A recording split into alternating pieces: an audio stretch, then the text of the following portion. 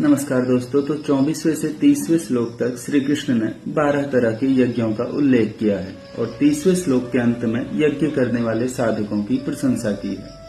निस्वार्थ भाव से केवल दूसरों के हित के लिए कर्तव्य कर्म करने का नाम यज्ञ है। यज्ञ से सभी कर्म अकर्म हो जाते हैं, अर्थात बाधने वाले नहीं रहते। तो कुल 12 तरह के यज्ञों का वर्णन इस प्रकार है। पहला है ब्रह्म यज्ञ। प्रत्येक कर्म में कर्ता, करण, क्रिया, पदार्थ आदि सबको ब्रह्म रूप से अनुभव करना ही ब्रह्म यज्ञ है। दूसरा है भगवत अर्पण रूप यज्ञ। संपूर्ण क्रियाओं और पदार्थों को केवल भगवान के लिए ही मानना। तीसरा है अभिन्नता रूप यज्ञ। असत से सर्वथा विमुख होकर परमात्मा में लीन हो जाना अभिन्नता रूप यज्ञ कहलाता है। चौथा है संयम रूप यज्ञ। एकांत में अपने इंद्रियों को विषयों में प्रवृत्त न होने देना, यह संयम है। पांचवा है विषय हवन रूप यज्ञ।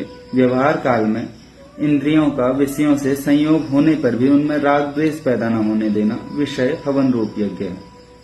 छठा है समाधि रूप यज्ञ। मन बुद्धि सहित संपूर्ण इंद्रियों और प्राणों की क्रियाओं को रोककर ज्ञान से प्रकाशित समाधि में स्थित होना। सातवां है द्रव्य यज्ञ। संपूर्ण पदार्थों को निस्वार्थ भाव से दूसरों की सेवा में लगा देना। आठवां है तपो यज्ञ। अपने कर्तव्य के पालन में आने वाली कठिनाइयों को प्रसन्नता पूर्वक सह लेना। नवा है योग यज्ञ। कार्य की सिद्धि असिद्धि में तथा फल की प्राप्ति अप्राप्ति में सम रहना। 10वां है स्वाध्याय रूप ज्ञान यज्ञ। दूसरों के हित के लिए सत्शास्त्रों का पठन पाठन, नाम जप आदि करना। 11वां है प्राणायाम रूप यज्ञ। पूरक, कुंभक और रेचक पूर्वक प्राणायाम करना।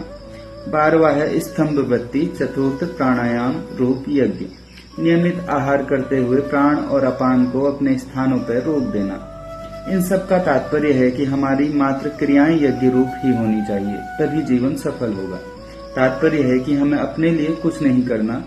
क्रिया और पदार्थ के साथ हमारा कोई संबंध नहीं है।